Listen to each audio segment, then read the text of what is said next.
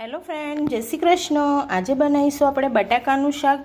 तेना माटे अहींया आगळ मैं 3 नंग बटाका लीधा था। मोटा साइजना बटाका छे, एने मैं आ रीतना काप्या छे। तमे जोई शको छो आ रीतना जड्डी चिप्स में काप्या छे। आपणे पतला नथी कापवाना, आपणे जड्डा आ रीतना कापवाना छे अने आ रीतना आपणे लांबी स्लाइस करवानी छे आनी। अने मैं आने 2 થી 3 વાર ચોખ્ખા पाणीथी धोई लीधा छे अने सरस आने एकदम कोरा करी लीधा छे। तमे जोई शको छो आज आपणे सरस ग्रेवी वाळुं शाक बनावीशुं के तमे पनीरनुं शाक पण भूली जशो एवुं सरस आपणे एनुं आज ग्रेवी वाळुं शाक बनावीशुं।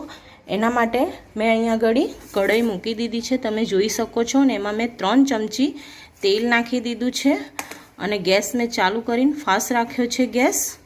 हवे आपणे एमां जे आ बटाका साफ करीने मूक्या छे सरस कापीने एने आपणे नाखीने एने थोड़ा 50% आपणे एने कूक करी लईशुं। अने आ रीतना आपणे तेलमां सारी रीतना 50% जेटला आपणे फ्राय करी लेवाना छे। आपणे आ रीतना आने फ्राय करीने आपणे शाक बनावीशुं तो आपणा बटाका एकदम सरस क्रिस्पी रहेशे।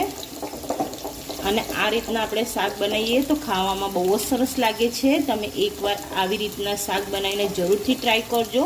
તમે પનીરનું શાક પણ ભૂલી જશો એવું સરસ આ શાક લાગે છે। મેં ગેસને ફાસ્ટ રાખ્યો છે અને આપણે ફાસ્ટ ગેસ પર જ આને જ્યાં સુધીને આપણા બટાકા બ્રાઉન ના થઈ જાય ત્યાં સુધીને આપણે આને ફ્રાય કરી લેવાના છે। આ રીતના એકદમ ઉપર એક કોટિંગ આવી જશે ક્રિસ્પીનેસનું, તમે જોઈ શકશો। फास्ट गैस पर ज आने आपणे फ्राय करी लईए। मैं बटाका एकदम धोईने कोरा करी लीधा था जेथी आपणा पर तेलना छाटा ना उड़े। अने जो आपणे बटाका भीना राखीशुं तो आपणा बटाका एकदम क्रिस्पी नहीं थाय, एटले आपणे धोईने एकदम एने कोरा करी लेवाना। कॉटन कपड़ुं होय कां तो दुपट्टो कॉटन होय एनाथी नूछी लेवाना।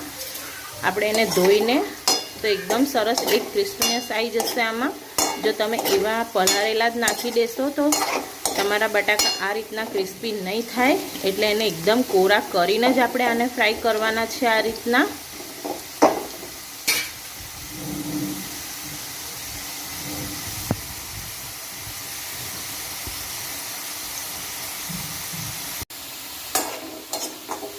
तमे जोई शको छो आपणा बटाका सरस 50% जेटला कूक थई गया छे। हवे आपणे आने तेलमांथी काढी लईए। आपणे गैसने धीमो करी दईशुं अने आ बटाकाने आपणे एक प्लेटमां लई लईए। आ रीतना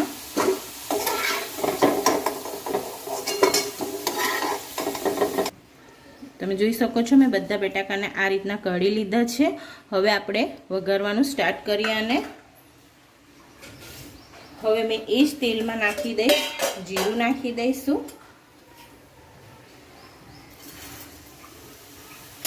आपणे जीरु ततड़ी गयुं छे। मैं एक तेज पत्तो लीधो छे अने 2 થી 3 नाना टुकड़ा तजना लई लीधा छे। हवे आपणे जे मैं डूंगળી पीसीने मूकी त्यां मैं 3 मीडियम साइजनी डूंगળી लीधी छे, एने ग्राइंडर मिक्सर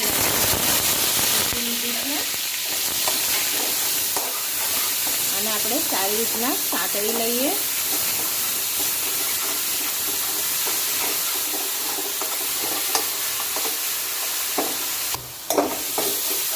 આપણી ડુંગળી સરસ શેકાઈ ગઈ છે। હવે મેં એમાં 1 ચમચી આદુ લસણની પેસ્ટ નાખી દઈશ। મેં આ 3 નંગ ટામેટા લીધા છે મીડિયમ સાઇઝના અને એને મિક્સર ગ્રાઇન્ડરમાં એની ગ્રેવી કરી લીધી છે।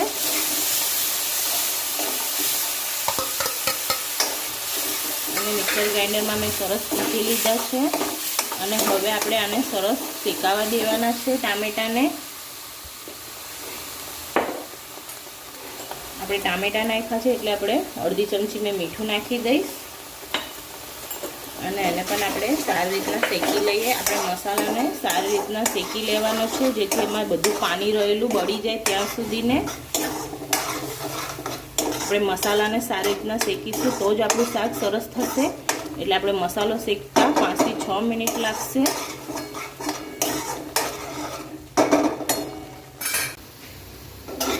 તમે જોઈ શકો છો જે મેં ડુંગળી અને ટામેટાં નાખ્યા હતા સરસ શેકાઈ ગયા છે। હવે આપણે બીજા મસાલા નાખીશું।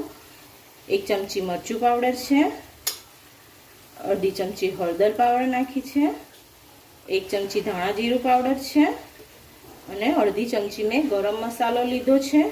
આનો ગરમ મસાલો જોરથી નાખજો, આનો સ્વાદ બહુ સરસ લાગે છે। હવે એમાં મેં નાખી દઈશ 1 મોટી ચમચી દહીં નાખી દઈશ।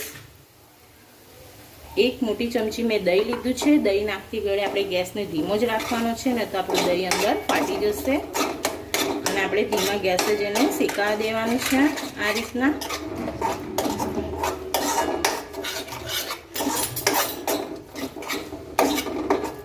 હવે આપણે એમાં થોડું પાણી નાખી દઈશું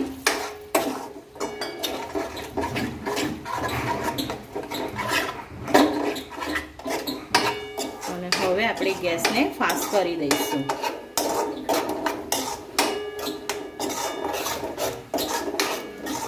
તમે જોઈ શકો છો એકદમ સરસ ગ્રેવી થઈ છે અને ખાવામાં પણ બહુ જ સરસ લાગે છે। તમે આ રીતના એકવાર બટાકાનું શાક જરૂરથી ટ્રાય કરજો। નાનાથી લઈને મોટાને બધાને ભાવશે। હવે આપણે એમાં જે બટાકા બાફીને મૂક્યા હતા ફ્રાય કરીને એ નાખી દઈશું અને આને પણ આપણે સરસ મિક્સ કરી લઈએ।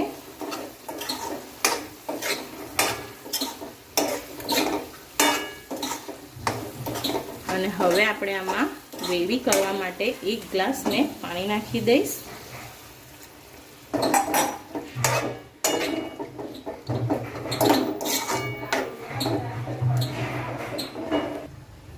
અહીંયા આગળ મેં 1 ચમચી કસ્તુરી મેથી લીધી છે અને આ રીતના આપણે હાથેથી મસળીને નાખી દઈશું અને આને પણ આપણે સરસ મિક્સ કરી દઈશું। આપણે બટાકા ફ્રાય કરેલા છે એટલે આ શાક થતા વાર નહીં લાગે અને હવે આપણે આને ઢાંકીને 3 થી 4 મિનિટ માટે ધીમા ગેસ પર રહેવા દઈએ। આપણે 4 મિનિટ થઈ ગઈ છે, આપણે જોઈ લઈએ આપણું શાક થયું છે કે નહીં। તમે જોઈ શકો છો સરસ આપણું શાક થઈ ગયું છે। તમે જોઈ શકો છો એકદમ સરસ આપણું શાક બનીને તૈયાર થઈ ગયું છે। તમે એકવાર આ રીતના બટાકાનું ગ્રેવીવાળું શાક બનાવીને જરૂરથી ટ્રાય કરજો। હવે આપણે એમાં ધાણા નાખી દઈશું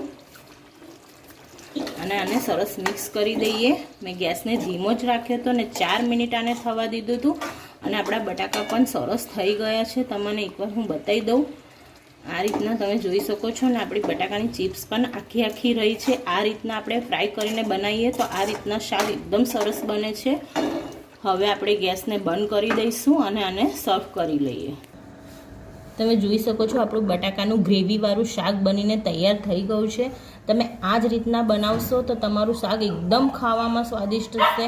એની સુગંધ પણ એટલી સરસ આવે છે અત્યારે અને ખાવામાં પણ એટલું સરસ લાગશે કે તમે પનીરનું શાક પણ ભૂલી જશો। તમે એકવાર આ રીતના બનાવીને જરૂરથી ટ્રાય કરજો। નાનાથી લઈને મોટાને બધાને ભાવશે। તમે પૂરી સાથે, ભાખરી સાથે, રોટલી સાથે, રાઈસ સાથે આને ખાઈ શકો છો। બહુ જ સરસ લાગે છે અને જો તમને આજની મારી રેસીપી ગમી હોય તો મને કમેન્ટમાં જરૂરથી લખજો કે તમને આજની મારી રેસીપી કેવી લાગી અને આજની મારી રેસીપી તમને ગમે તો મારા વિડીયોને લાઈક કરીને મારી ચેનલને સબસ્ક્રાઈબ કરી લેજો અને તમારા ફ્રેન્ડ્સ સાથે શેર કરજો। ફરી મળીશું એક નવા વિડીયો સાથે, ત્યાં સુધીને જય શ્રી કૃષ્ણ।